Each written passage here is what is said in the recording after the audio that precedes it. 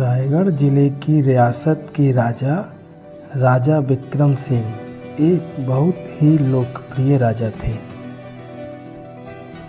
उनके राज्य में चारों तरफ खुशहाली ही खुशहाली थी, पर उन्हें यह नहीं पता था कि उनके ही राज्य का एक मंत्री उन पर घात लगाए हुए बैठा है।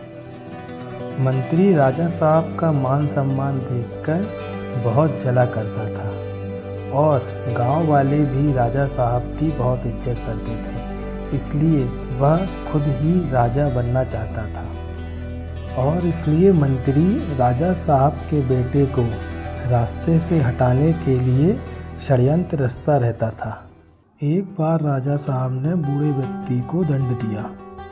बोलो, क्या तुम अपना अपराध कबूल करते हो? जी महाराज, पर मैं मजबूर था। यदि मैं चोरी नहीं करता तो क्या करता?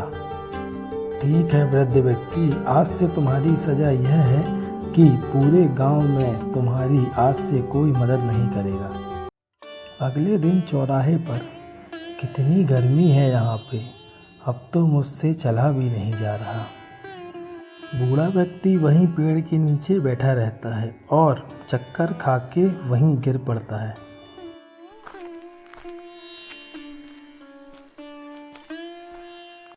उठो बाबा उठो। क्या हुआ बाबा, उठो। पानी पानी, मुझे बहुत प्यास लगी है, पानी। प्रताप पास में ही बने एक तालाब के पास जाकर उस बूढ़े व्यक्ति के लिए पानी ले आता है।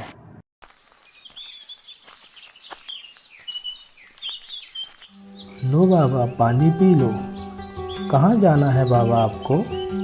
नहीं बेटा, अब तुम यहाँ से चले जाओ, नहीं तो तुम भी दंडित कर दिए जाओगे। आप दंडित की चिंता मत करिए बाबूजी, चलिए मैं आपको आपके घर छोड़कर आता हूँ। प्रताप राजा विक्रम के सामने, तुमने हमारी बातों का उल्लंघन किया है क्योंकि यह मानवता के विरुद्ध है। क्षमा करें महाराज, पर हमारी न्याय संहिता के अनुसार राजा ही राज्य का पालनहार होता है महाराज साहब, और जो भी राजा साहब के आज्ञा का पालन नहीं करेगा वह दंड का पात्र अवश्य बनेगा। तुम अपनी गलती स्वीकार करते हो तो तुम्हें कोई दंडित नहीं करेगा, पर राजन। मंत्री जी, महाराज, यदि मैंने गलती मान ली तो आगे से कोई भी इस गांव में किसी भी वृद्ध या ज़रूरतमंद की मदद नहीं करेगा। तुम इस राज्य के राजकुमार हो और मेरे पुत्र हो। यदि मैंने तुम्हें दंडित किया तो रानी साहब पर तो दुखों का पहाड़ टूट पड़ेगा। अरे भाई, यह तो राजकुमार है, इसे कोई दंड नहीं मिलेगा। बिल्कुल सही कहा भाई तुमने। राजा साहब अपने बेटे को बचाने के लिए न्याय की अवहेलना करेंगे और कोई ना कोई उपाय जरूर निकाल देंगे। अगर किसी साधारण व्यक्ति ने राजा साहब की आज्ञा का उल्लंघन किया होता तो वह उसे सूली पर चढ़ा देते। बस अब यह देखना है कि राजा साहब अपने बेटे को बचाते कैसे हैं। चुप रहो तुम लोग। महाराज, प्रजा का कहना है कि आप राजकुमार को बचाने के लिए कोई ना कोई उपाय करेंगे। राजन, आप तो न्याय की मूरत हैं और न्याय करना आपका परम धर्म है। राजकुमार, हम राजा नहीं बल्कि एक पिता होकर तुम्हें यह समझा रहे हैं कि अपनी गलती कबूल करो। महाराज, आप ठीक कह रहे हैं और इसी में सबकी भलाई है। महाराज, मैं भी आप ही का पुत्र हूँ और मैंने एक प्यासे व्यक्ति को पानी पिलाया है। यदि यह आपकी नज़रों में गुनाह है तो आप अवश्य मुझे दंड दीजिए। अब आएगा मज़ा। राजकुमार को अपने रास्ते से हटाने का मौका मिल गया। मंत्री जी, इस अपराध का क्या दंड है, बताइए। महाराज, राजकुमार को 6 माह के लिए वनवास करना होगा। उनको सारा राज्य पाट सब छोड़कर वन में 6 महीने के लिए अपना जीवन व्यतीत करना पड़ेगा, यही उनका दंड है। सेनापति जी, आपके अनुसार इसका और कोई उपाय है? महाराज, आप न्याय करने के लिए स्वतंत्र हैं और राजकुमार को इतना कठिन दंड देने की कोई आवश्यकता नहीं है महाराज। अरे यह सेनापति का बच्चा मेरी यह योजना असफल न कर दे।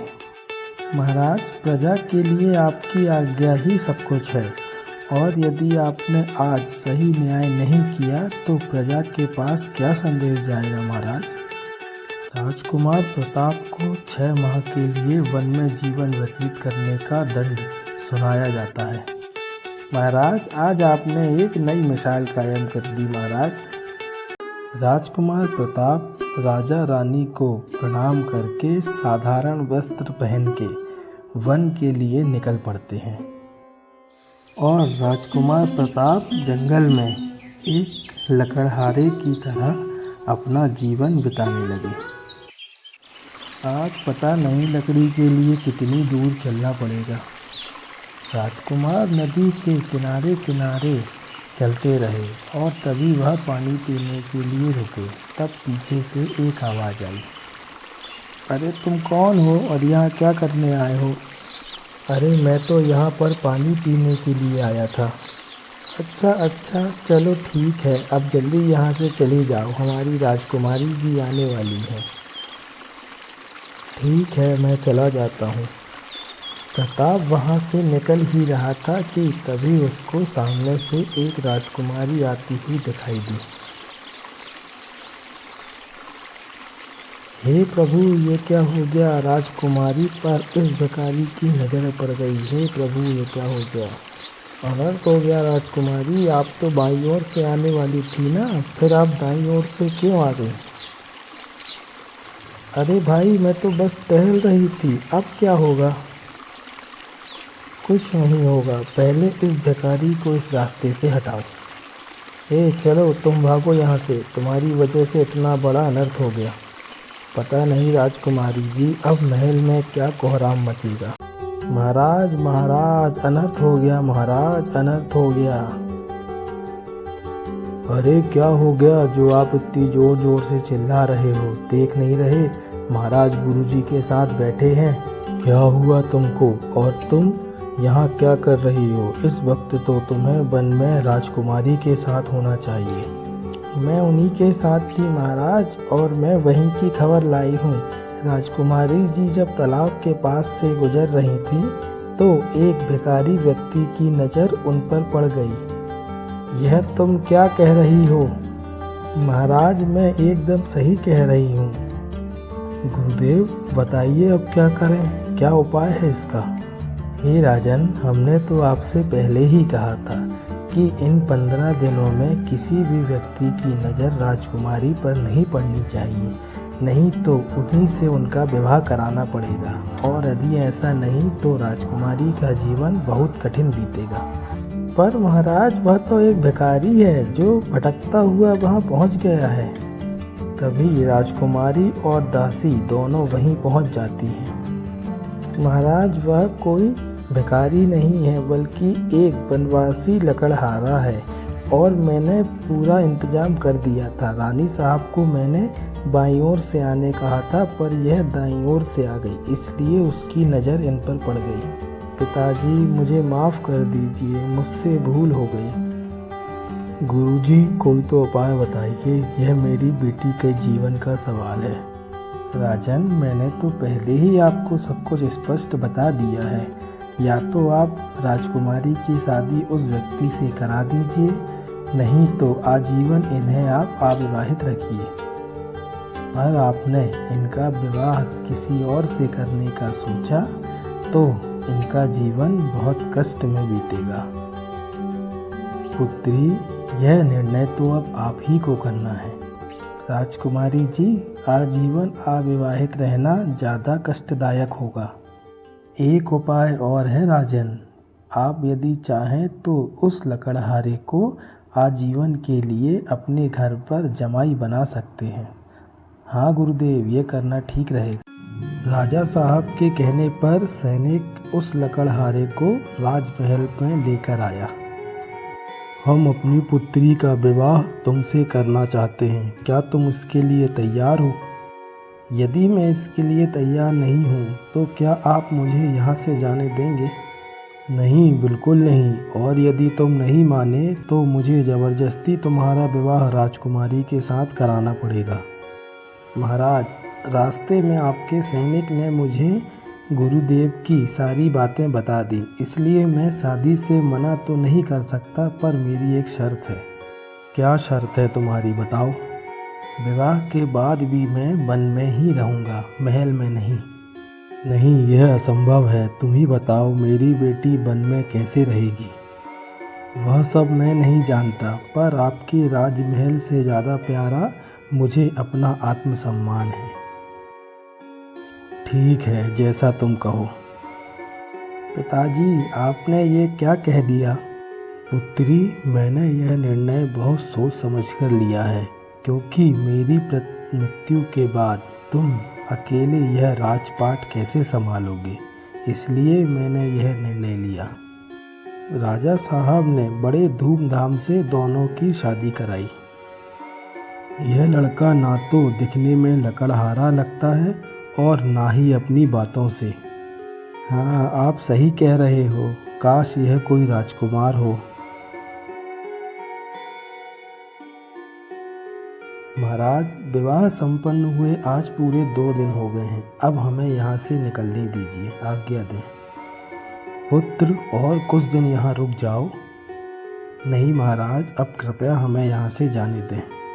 राजकुमारी प्रताप के साथ जंगल में उसके झोपड़े में रहने लगती है। आप दोनों इनके पीछे जाएं और देखते रहें कि इनको किसी भी चीज़ की कमी ना हो और यह दोनों सुरक्षित रहें। तुम दोनों जाओ और प्रताप को जंगल में ही ख़त्म कर दो। उसके झोपड़े में आग लगा दो या फिर उसे काट दो, पर वह वापस नहीं आना चाहिए। ठीक है मंत्री जी। हे भगवान, मुझे इस जन्म में यह कैसा दंड मिल रहा है जो मुझे इस झोपड़े में रहना पड़ रहा है, और यह भी अभी तक जंगल से लकड़ियां लेकर वापस नहीं आए। अब तो मुझे डर लगने लगा है। मैं जाकर देखकर आती हूँ।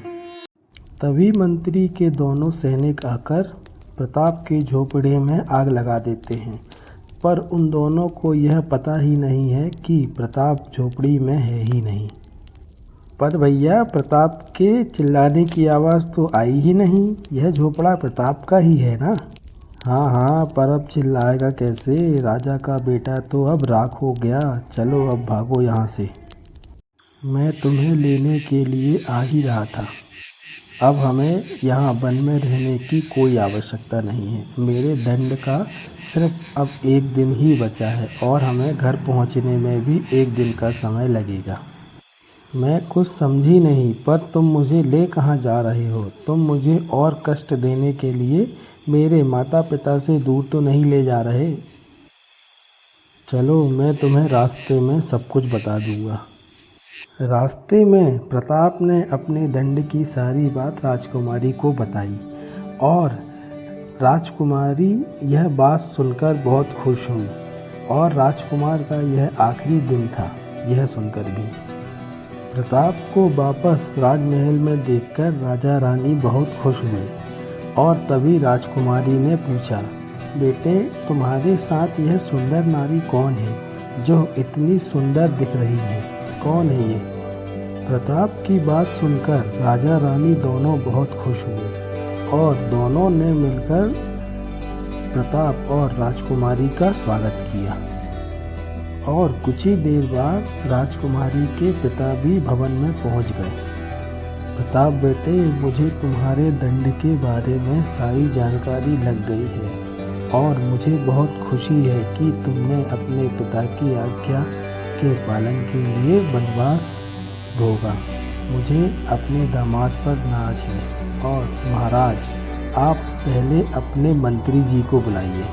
राजकुमारी के पिता ने महाराज को सारी बात बताई जो उन्हें उनके सैनिक ने बताई थी कि कैसे उनका ही मंत्री प्रताप को मारना चाहता था। यह बात सुनकर महाराज ने मंत्री जी को और उन दोनों सैनिकों को कारागार में डाल दिया। और उसके बाद राजा रानी, प्रताप और राजकुमारी सब खुशी खुशी रहने लगे।